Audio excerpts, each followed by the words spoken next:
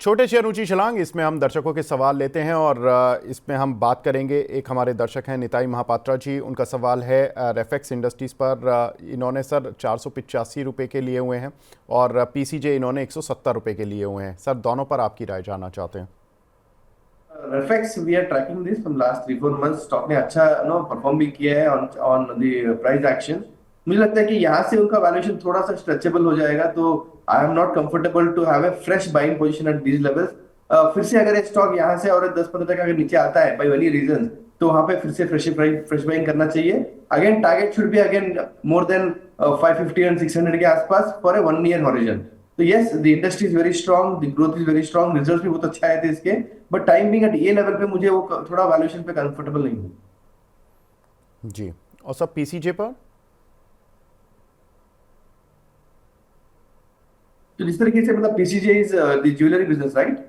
जी, PCJ तो also. या मुझे लगता है कि जिस तरीके से अभी जो मैरिज सीजन चालू हो गया है ऑलरेडी, तो दिसंबर जनवरी फरवरी तक ह्यूज डिमांड रहेगा ज्वेलरी सेगमेंट के लिए। तो यहाँ पे थोड़ा रिस्क ले सकते हैं, नथिंग टू वरी। मतलब यहाँ से स्टॉप लॉस मेंटेन करना चाहिए at least 10% from the current price, around 15-20 rupees from these levels.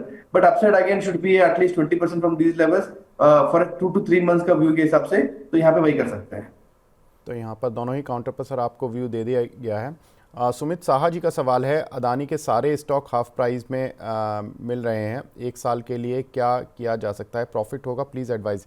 वैसे आज हम इस पर स्पेशल कवरेज भी कर रहे हैं 11:30 बजे, और सारे ही अदानी स्टॉक्स पर बात होगी। लेकिन फिर भी सर एक मैं ब्रॉडर व्यू चाहता हूँ, क्योंकि अदानी ग्रीन ने आज ये स्टेटमेंट दिया है कि उनके जो भी उन पर आरोप लगाए गए हैं ये सब गलत हैं यूएस की तरफ से।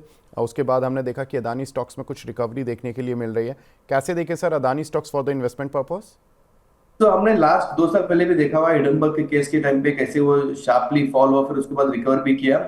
I think it will also repeat in the same scenario, but थोड़ा सा टाइम गैप ज्यादा हो जाएगा। मुझे लगता है कि जो रिसेंटली 4 दिन पहले हुआ था, उनका जो यूएस से जो कोर्ट का मैसेज आया था with respect to arrest warrant for Adani and the issues of bribing and all, तो वो हेडलाइंस थोड़े शॉर्ट टर्म के लिए बनते रहेंगे और बहुत सारे अपॉर्चुनिटीज मिलते रहेंगे। आज स्टॉक थोड़ा सा ऊपर है because of the clarification from the group companies, और इवन लॉट ऑफ जो उनके जो पार्टनर्स है टोटल गैस वाला, तो उन्होंने भी ऑलरेडी कुछ कमेंट दिया हुआ है। But the negativity is coming from the rating agencies, S&P हो या अदर जो बड़े मोडीज हो, जो उनके रेटिंग एजेंसी है, थोड़ा सा ये जो हेडलाइंस को लेके उनका रेटिंग थोड़ा सा नेगेटिविटी की तरफ बात कर रहे हैं। तो मुझे लगता है that will keep the market, keep the stock under pressure, but there will be lot of opportunities to bye.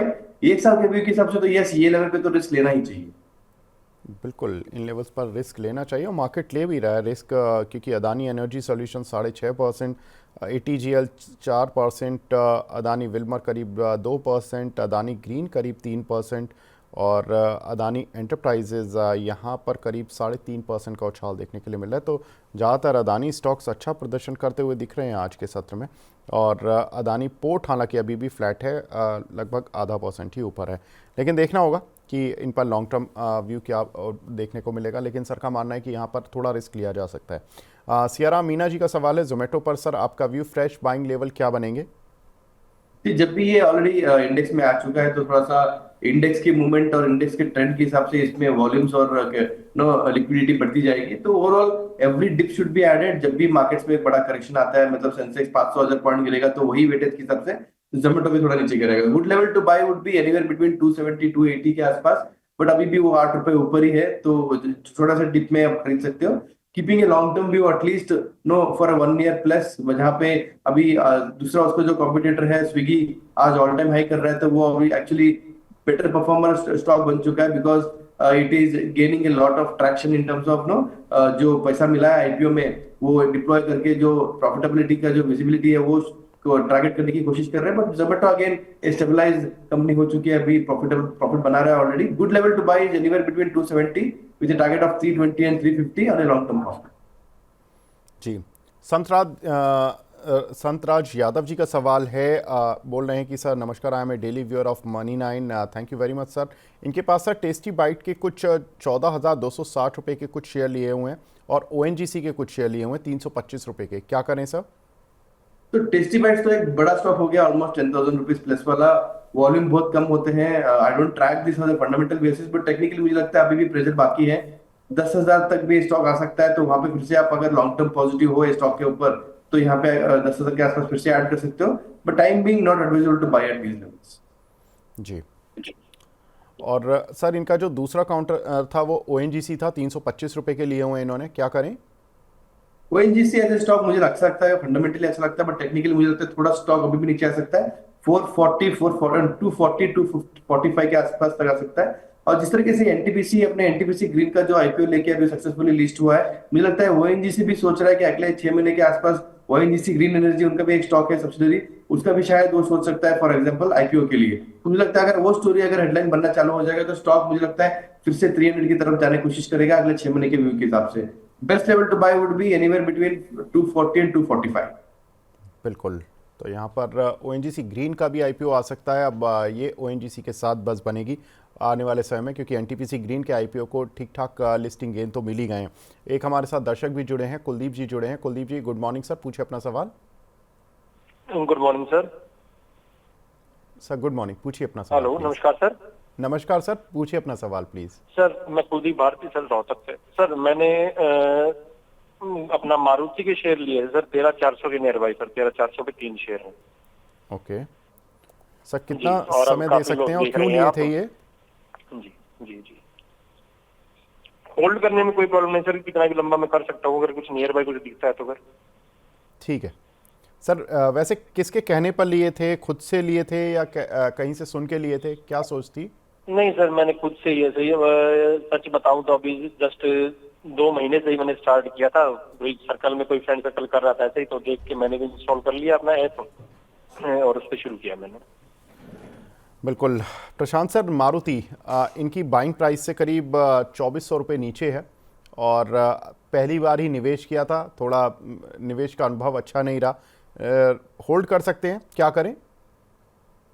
जैसे मैं देख रहा हूँ कि परफेक्टली वो ऑल टाइम हाई के आसपास ही उनका बाइंग प्राइस हुआ है। वो टाइम पे बहुत हाइप हुआ था with respect to their launch of Grand Vitara and successfully जो उनको डिमांड और बुकिंग्स मिल रहे थे उसके हिसाब से स्टॉक ने अच्छा परफॉर्म भी कर चुका था और उन्होंने प्लान भी किया था बहुत सारे जो उनके न्यू लॉन्चेस के हिसाब से। बट उसके बाद मार्केट भी क्रैश हो गया। उसके बाद ऑटो इंडस्ट्री में बहुत नेगेटिविटी आ गई with respect to high inventory piled up और बहुत सारे ह्यूज डिस्काउंट्स भी आ गए। तो stock also corrected, not only Maruti, Tata Motors हो, एमएनएम हो, सब लोग करेक्ट हो गए।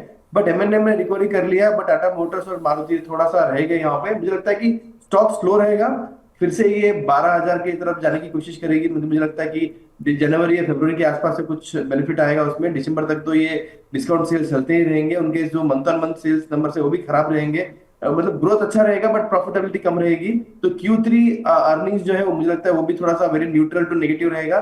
तो उनका जो टारगेट है, जो कॉस्ट ऑफ बाइंग है 13,400 के आसपास, वो मुझे लगता है कि फरवरी या मार्च के आसपास अगर वो कॉस्ट ऑफ बाइंग आ सकती है तो तब तक उनको वेट करना चाहिए, या अगर एवरेज होल्ड करना है तो यहाँ पे एवरेज कर भी सकते हैं।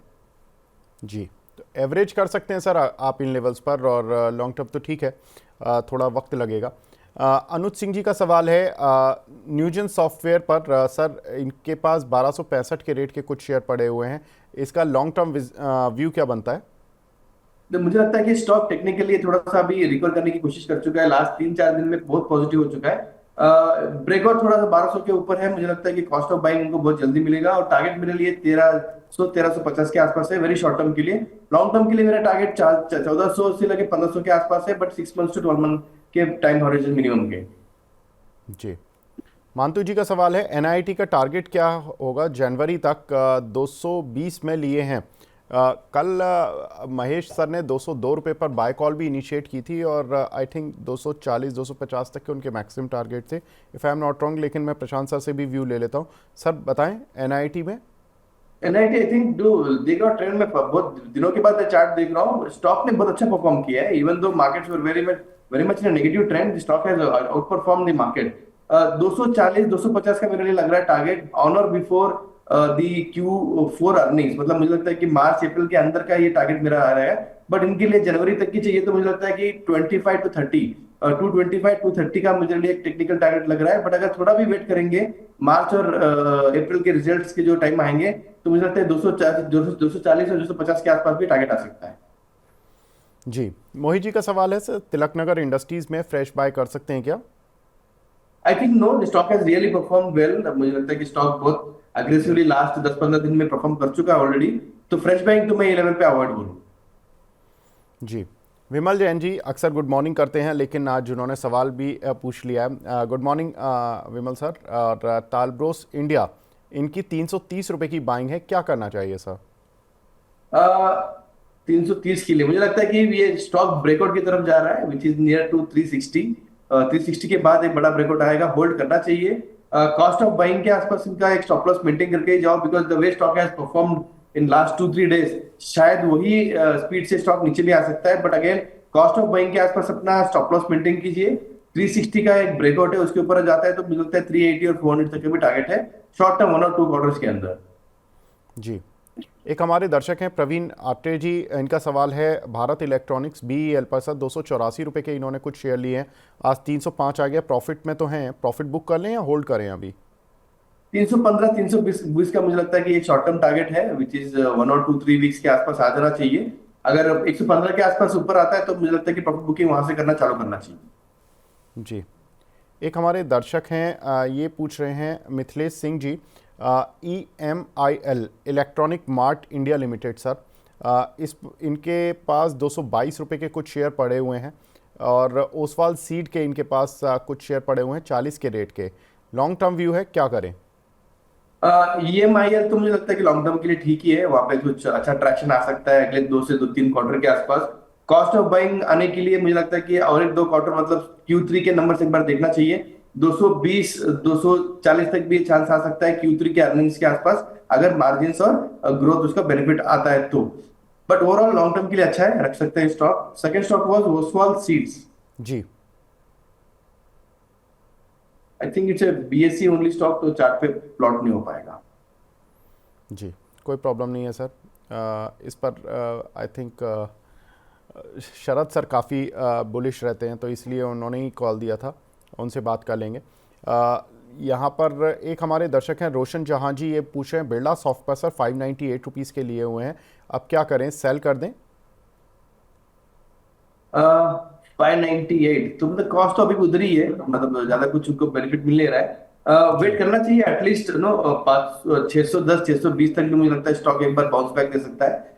As a trader you have to wait for this targets to come. जी, प्रसन्नजीत साहा जी का सवाल है धानी पर और भावना शर्मा जी का भी सवाल धानी पर ही है, 70 रुपये की बाइंग है सर, अच्छा चल गया है ये शेयर, इसके रिजल्ट्स आए थे आई रिमेंबर, जो Q2 के नतीजे आए थे वो काफ़ी अच्छे नतीजे, मतलब लॉस टू प्रॉफिट में आ गई कंपनी को, काफ़ी क्वार्टर से कंपनी लॉस में चल रही थी, बड़ी मुश्किल से प्रॉफिट में आई है, अब क्या करें सर? देखो स्टॉक थोड़ा सा high risk high return counter है। आप जब भी आप ऐसे स्टॉक्स को लेते हो तो आपका स्टॉप लॉसेस बहुत मेंटेन स्ट्रिक्टली करना चाहिए। आपका जो कॉस्ट ऑफ बाइंग अगर 70 के आसपास है तो मुझे लगता है कि वहां पे स्टॉप लॉस मेंटेन करके ही इसको होल्ड करना चाहिए। रिस्क अभी भी है, बट टेक्निकली थोड़ा सा ये ब्रेकआउट में आ चुका है, तो मुझे लगता है कि अगर ये ब्रेकआउट अगर रियल है तो स्टॉक फिर से ये 90-95 तक भी जा सकता है, but again maintain the stop loss which is your cost of buying.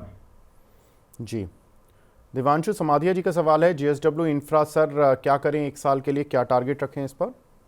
I think yes, fundamentally बहुत स्ट्रॉन्ग कंपनी है। जिस तरीके से मिड कैप और स्मॉल कैप में जो सेलिंग प्रेशर आया था last 60 days because of FI selling whatever the reason is, मुझे लगता है वही एक प्रेशर में स्टॉक फिर से 300 के नीचे भी आ चुका था, 275 280 के आसपास भी आ चुका था। It was a good level to buy, but yes अभी 311 के आसपास चल रहा है। For a very 1 year target मुझे लगता है कि 380 400 का मुझे टारगेट लग रहा है। क्वार्टर ऑन क्वार्टर उसको थोड़ा ट्रैक करना चाहिए with respect to their quarterly earnings, but overall I am positive on the stock.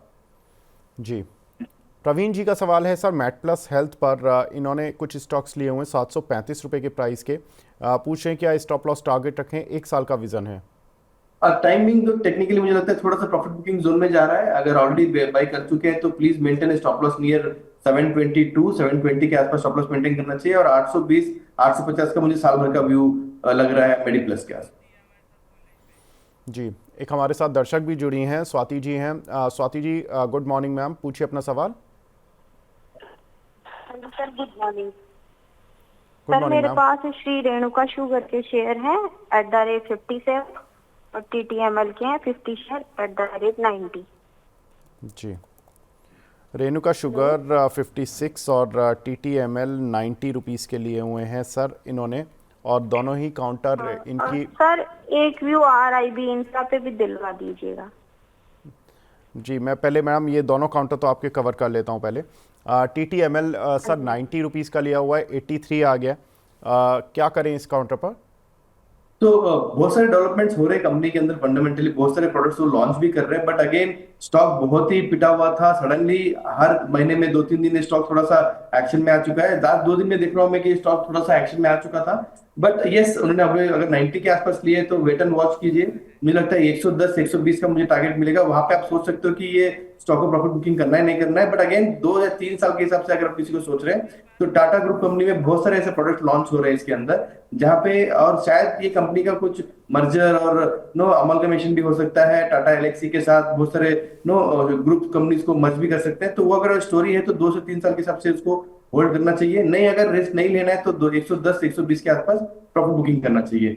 With respect to रेनको, again a very high volatile sector, sugar और एथेनॉल में बहुत हाई हेडलाइंस बन रहे हैं। मुझे लगता है एथेनॉल को अगर फोकस करके चलना है तो इसमें 65-70 का मुझे टारगेट लग रहा है अगले 1-2 क्वार्टर के नंबर्स के आसपास बिफोर मार्च। मुझे लगता है कि अगर बजट के सेशन में या बजट से पहले मुझे लगता है एथेनॉल के ऊपर भी बहुत सारे हेडलाइंस बनेंगे, तो then sugar stocks will be very much in action. 65-70 should be a target for your holding for Renuka.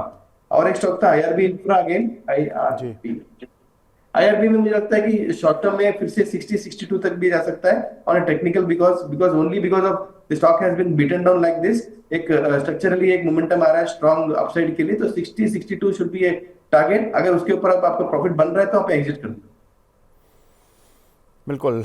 तो मैडम आपके तीनों ही सवालों के उत्तर भी मिल गए हैं। गुंजन जी भी सेम सवाल पूछ रही थी। स्वाति जी और गुंजन जी, आप आसपास हैं, आपका सेम पोर्टफोलियो है, क्योंकि रेट भी लगभग दोनों का आपका सेम ही है, लेकिन आंसर चलिए सेम ही रहेंगे दोनों के लिए। एक हमारे दर्शक हैं, वो पूछ रहे हैं टाटा मोटर्स और BEL। सर BEL तो हम डिस्कस कर चुके हैं, लेकिन मैं टाटा मोटर्स पे पूछ लेता हूँ कि फ्रेश बाइंग कर सकते हैं क्या? Every dip should be used as opportunity for Tata Motors. मुझे लगता है अभी भी जो दिसंबर तक जो डिस्काउंटेड सेल्स चल रहे हैं उनके थोड़े प्रॉफिटेबिलिटी पे मार पड़ेगी। Q3 के नंबर्स भी कुछ खास नहीं रहेंगे। वॉल्यूम ग्रोथ रहेगा शायद बिकॉज ऑफ जो पब्लिक एडवांटेज लेती है बिकॉज ऑफ डिस्काउंट, बट वो तो पूरा इंडस्ट्री में चल रहा है। बट ओवरऑल अभी भी ये जो हाई इन्वेंट्री प्रेशर है वो पूरे इंडस्ट्री को थोड़ा परेशान कर रहा है। Downside can be 750। मुझे लगता है 750 के आसपास भी आता है तो एक अग्रेसिव बाइंग और अक्यूमुलेशन कर सकते हैं वहां पे, but keeping A view for at least 6 months and above. मुझे लगता है कि मार्च के अंदर जो चंद्रशेखर जी ने जो कमेंट किया था लास्ट क्वार्टर के टाइम पे कि जो JLR का जो बिजनेस मॉडल है वो पूरा net date cash free business बन जाएगा, अगर उसको हम मद्देनजर रखते हुए अगर देखते हैं तो मुझे लगता है कि स्टॉक फिर से 880 या 900 तक जा सकता है on or before March. So overall trend is positive for medium to long term, but short term के लिए जब दिसंबर तक मुझे लगता है थोड़ा सा अभी भी सेलिंग पे थोड़ा सा वॉल्यूम पे बड़ा हाई डिमांड रहेगा, बट प्रॉफिटेबिलिटी पे थोड़ा प्रेशर रहेगा। 750 should be a good level to buy with a target of 850 and 900 on or before March. जी। प्रतिमा भट्टाचार्य जी का सवाल है, डिश टीवी पर सर 16 रुपये के लिए हुए हैं, ये कंपनी तो सर बिल्कुल आउट ऑफ टच ही हो गई है, 10 रुपये पर आ गया है ये काउंटर, ये चल भी रही है सर, बिजनेस कर रही है क्या ये? सर बिजनेस तो कर रही है but again it's making huge losses, तो पता नहीं क्यों अभी भी इसको सस्टेन कर रहे हैं। बट द स्टोरी इस पे क्या बनता है, every 3 months to 6 months there are headlines कि ये स्टॉक बिक जाएगा, शायद भारतीय एयरटेल आके इसको खरीद लेगा या कोई दूसरा कुछ अदानी इसको पे फोकस कर रहा है कि अदानी भी ले सकता है। तो these are the headlines where the stock is very much in action. देखो 10 रुपए भी मुझे महंगा लगता है because of the loss making entity, और जिस तरीके से ओटीटी प्लेटफॉर्म इतना एग्रेसिवली मूवमेंट हो चुका है, Jio as a business model उसको बहुत एग्रेसिवली मार्केट शेयर कैप्चर कर चुका है, तो दिस कैन बी ओनली ये एक्वायरिंग कैंडिडेट। बट क्या भाव पे होगा, कब होगा, ये बहुत होपफुल और डाउटफुल टाइम पीरियड है। रिस्क ले चुके हैं, अगर उनको होल्ड करना है तो थोड़ा एवरेज आउट कर लो 10 के आसपास। मुझे लगता है साल भर के अंदर फिर से 16 तक तो जाएगा ही, कुछ ना कुछ तो हेडलाइंस बनते रहेंगे, but very high risk high return category. बिल्कुल, करीब 400 करोड़ रुपए का रेवेन्यू जनरेट कर रही है और लॉस मेकिंग है, और उसमें जो सितंबर क्वार्टर का लॉस था वो 37 करोड़ रुपए का था और रेवेन्यू 396 करोड़ रुपए का था। ऑपरेटिंग फ्रंट पर ठीक है, ऑपरेटिंग फ्रंट पे कंपनी करीब 150 करोड़ रुपए से 150 से 200 करोड़ का प्रॉफिट अर्न कर पा रही है, लेकिन इनकी जो प्रॉब्लम आती है वो आती है डेप्रिसिएशन और इंटरेस्ट से, जहाँ से कि इनका लॉस क्रिएट हो जाता है। तो यहाँ पर सर ने बता दिया है कि सर आपको 10 रुपये के आसपास अगर एवरेज कर लेंगे तो आपको लेवल मिल जाएगा। अगला काउंटर है, यहाँ पर सर बहुत सारे काउंटर इस समय लोगों ने एक साथ भेज दिए हैं। सर एक काउंटर है धर्मेंद्र कुमार जी का, आदित्य विजन, ये 459 रुपये पर इन्होंने खरीदा हुआ है, क्या करना चाहिए इनको? आई think it's A BSc only stock लगता है फिर से। I think so sir. Yes, तो प्लॉट नहीं हो पाएगा। ओके, कोई बात नहीं। एक काउंटर है भिस्मानी जी का, वेस्टर्न करियर। ये बोल रहे हैं कि एक लॉट इनको आईपीओ में मिला था, अभी होल्ड किया हुआ है, क्या अब क्या करना चाहिए सर? देखो, आईपीओ तो कुछ खास उसको हम लोग पॉजिटिव नहीं थे। We were actually very much no concern and neutral view on this IPO, but उसके बाद भी ये स्टॉक ने परफॉर्म अच्छा किया नहीं है। रिजल्ट्स भी कुछ खास नहीं थे। मुझे लगता है कि स्टॉक थोड़ा डाउन ट्रेंड में ही रहेगा। ऑब्वियसली मार्केट वो टाइम पे फिर से नेगेटिविटी जोन में आ चुका है। लास्ट 2 महीने से मार्केट ओवरऑल नेगेटिव भी था, और ये रिसेंटली लिस्टेड आईपीओ है। मुझे लगता है कि ट्रेंड नेगेटिव रहेगा और 10-15% नीचे आने के चांसेस रहेंगे। We have to wait for Q3 earnings. वहां पे अगर थोड़ा भी बेनिफिट रहेगा in terms of growing top line और मार्जिन स्टेबिलिटी, तो स्टॉक में फिर से पॉजिटिव आती है। तो होल्ड, लॉन्ग टर्म के लिए होल्ड कीजिए, बट शॉर्ट टर्म में बहुत वोलेटिलिटी रहेगी। जी, सतवंत राठौर जी का सवाल है सर। ये बोल रहे हैं कि I am a regular follower of all your show presented by you, thank you sir. I have 50 share of Windlas biotech at 1000 rupees और 1500 शेयर हैं इनके पास GPIL के सर। 3 साल का व्यू है, क्या करें सर? तुमने विनप्लस बताया क्या? जी ओके, तो विनप्लस में I think there is a corporate announcement with respect to merger amalgamation with Cello. तो अगर वो स्टोरी है, विंडलास, WINDLAS। अच्छा सर, विंड लास्ट। जी okay okay, got it. Technically तो मुझे न्यूट्रल व्यू ही है। Fundamentally I don't track this company, but again अगर ऑलरेडी ले चुके हैं तो मुझे लगता है कि 1125 और 1150 तक भी स्टॉक जाने की कोशिश करेगा वेरी शॉर्टर व्यू पे।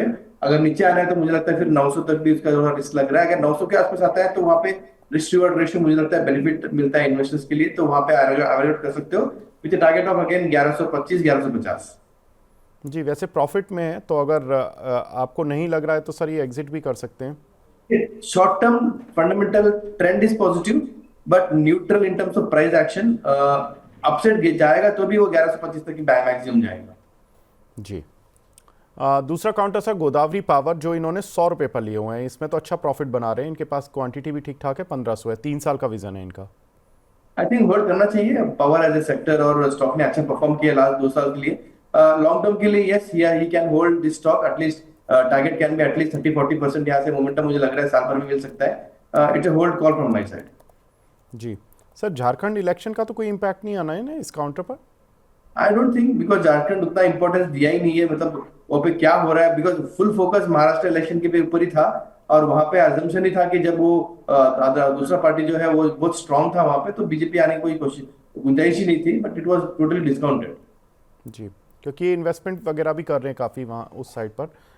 इनकी जो एक मेन जो इनकी प्रमोटेड कंपनी है वो हीरा लिमिटेड है, जिनका की इन्वेस्टमेंट जा रहा है वहाँ पर। मनीष गुप्ता जी का सवाल है, ADF फूड और BSC में सब फ्रेश एंट्री कर सकते हैं क्या इन लेवल्स पर? एडीएफ फूड पे फ्रेश एंट्री तो अवॉइड करूंगा, बिकॉज स्टॉक ऑलरेडी 10 दिन से बहुत अच्छा भाग चुका है। 280 से लेके 330 के आसपास ओवरबॉट जोन के आसपास जा चुका है, तो आई थिंक लिक्विडिटी बहुत कंसर्न रहेगा। प्रॉफिट बुकिंग कभी भी आ सकती है। Best level should be anywhere between 300 या 300 के नीचे अगर स्टॉक आता है तो देन ही उस पर फोकस करना चाहिए बाई करने के लिए। Second stock was BSC। I think BSC can be a bought stock again anywhere between 34,300 के आसपास अगर स्टॉक मिलता है देन ओनली मैं बहुत पॉजिटिव होऊंगा। ट्रेंड शॉर्ट टर्म के लिए नेगेटिव है, तो I think we one has to wait and watch and then buy anywhere near 4300।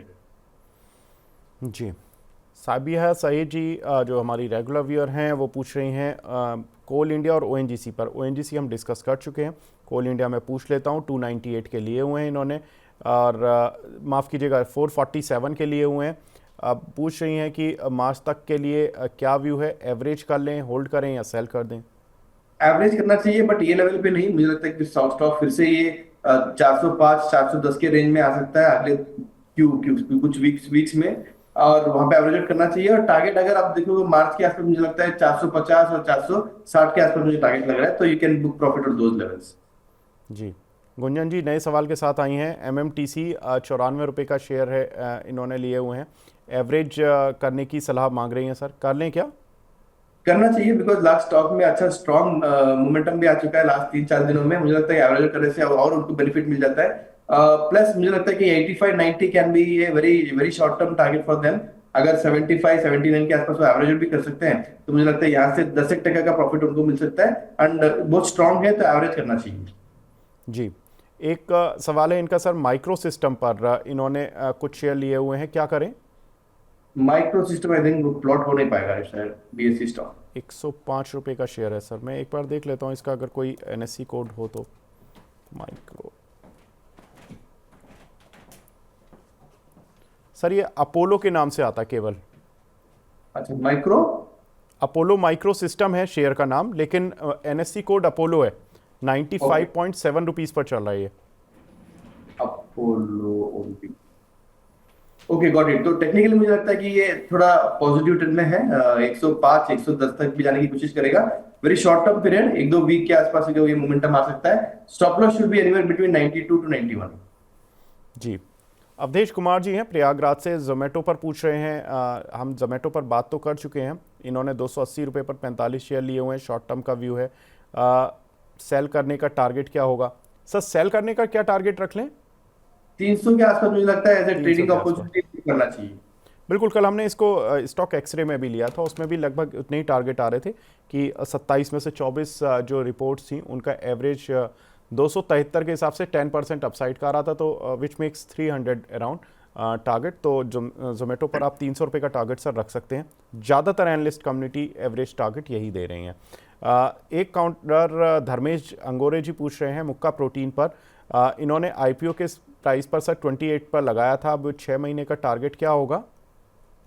मुक्का प्रोग्राम में ट्रैक किया है, बट आईपीओ उतना कुछ खास सक्सेस हुआ नहीं है। रिजल्ट में मुझे कुछ खास लगे नहीं।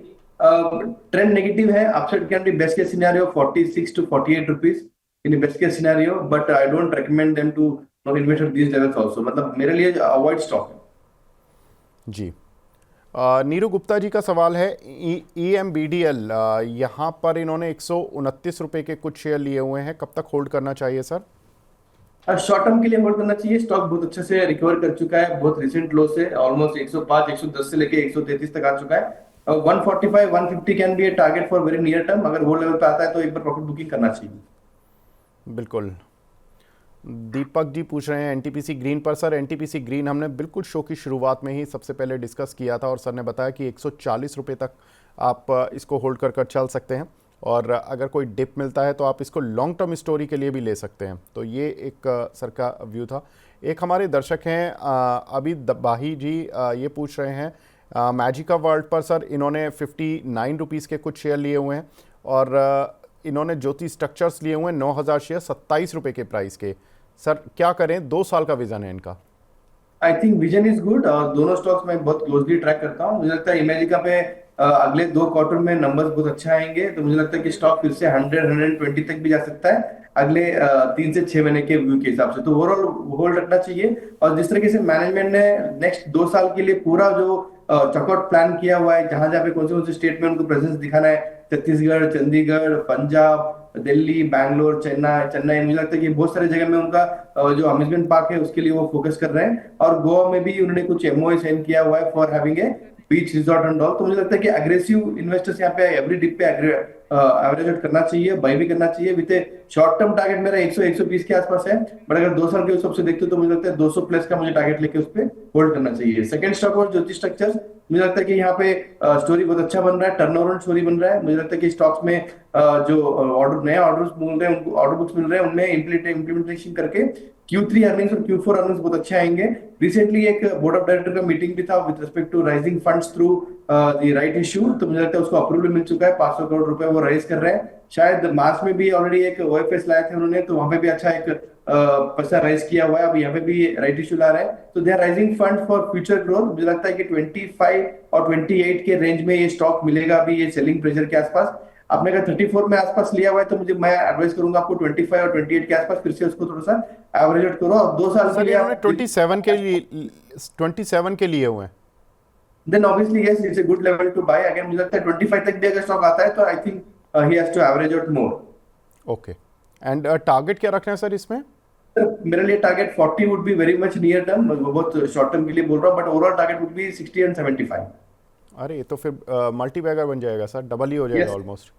बहुत सारा मतलब स्ट्रक्चरली बहुत चेंज हो चुका है कंपनी के अंदर, एंड उनका जो भी प्रॉब्लम्स थे सॉल्व हो चुके हैं। तो there is turn around story. बिल्कुल, 8 रुपये से 40 रुपये तक ये पहुंचा है पिछले 2 साल में। और अब यहाँ पर जो राइट इशू की स्टोरी सर बता रहे, फंड रेजिंग की स्टोरी बता रहे, वहाँ से थोड़ा बहुत अगर शेयर पर थोड़ा बहुत प्रेशर आता है तो it's a good level to buy. और इसको शॉर्ट टर्म टारगेट 40 और बाकी अगर आप लॉन्ग टर्म रखना चाहते हैं तो 68 रुपये तक के टारगेट के लिए रख सकते हैं। लेकिन सर और कौन से काउंटर हैं जो आपकी रडार पर हैं जो अपने पोर्टफोलियो में रखने चाहिए? आई थिंक अभी ये जो मार्केट में you have to more focus out on the front line stocks. मैंने 2-3 स्टॉक्स मैंने ट्रेडिंग पैटर्न के लिए दिया हुआ है, तो एशियन पेंट्स हमने ऑलरेडी डिस्कस कर चुके हैं, और मुझे लगता है सीमेंस भी मुझे अच्छा लग रहा है, और जेएसडब्ल्यू भी मुझे स्टील अच्छा लग रहा है ये लेवल पे। बट जो स्टॉक्स छोटे मोटे स्टॉक्स है वहाँ पे मैं टाइमिंग, ज्योति स्ट्रक्चर्स हो, इमेजिका, वहाँ पे ज्यादा फोकस कर रहा हूँ। बाकी ग्रैनुअल्स मुझे अच्छा लग रहा है अभी ये लेवल के आसपास, तो मुझे यहाँ पे बाइंग लेवल अच्छा लग रहा है। जी, तो ग्रेन्यूल्स केवल एक कॉल है आपकी सर? क्या बोल रहे हो आप सर, जो आपकी टॉपिक्स में अगर मैं पूछ रहा हूँ तो वो ग्रेन्यूल्स ही है केवल? Granules, yes, granules can be a top pick for fundamental as for a long term view. Short term के लिए मुझे JSW Steel again Siemens can be a short term pick. Sir JSW Sensex से बाहर जा रहा है, तो इस कुछ So इसके बारे में I look at this as a very positive momentum। जिस तरीके आप देखो विप्रो भी जब ये सेंसेक्स के और इंडेक्स से बाहर गया तो उसके बाद से इसका परफॉर्मेंस अच्छा हो चुका है। एंड आई थिंक JSW का भी मुझे पैटर्न वही लग रहा है कि जब से ये बाहर आ रहा है तब से इसका प्राइस एक्शन में तो मुझे लगता है कि बहुत अच्छा बेनिफिट मिलेगा। Target can be anywhere between 1000-1010 for very short term. And sir granules के लिए क्या टारगेट रखने हैं? तो ग्रैनुल्स के लिए 620-650 can be a target for at least 1 quarter. Okay, तो ग्रेन्यूल्स और JSW स्टील सर की 2 टॉपिक जहां पर कि सर बुलिश हैं, और बाकी जिन काउंटर्स पर सर ने बताया कि कुछ एक काउंटर्स जिनको कि आप अपने पोर्टफोलियो में रख सकते हैं। दर्शकों के सवाल मिले, उनमें पॉजिटिव और नेगेटिव व्यू आपको दोनों ही मिल चुके हैं। प्रशांत सर, आप हमारे साथ जुड़े, सर बहुत बहुत शुक्रिया हमसे जुड़ने के लिए, अपना प्रीशियस टाइम देने के लिए। Thank you for having me.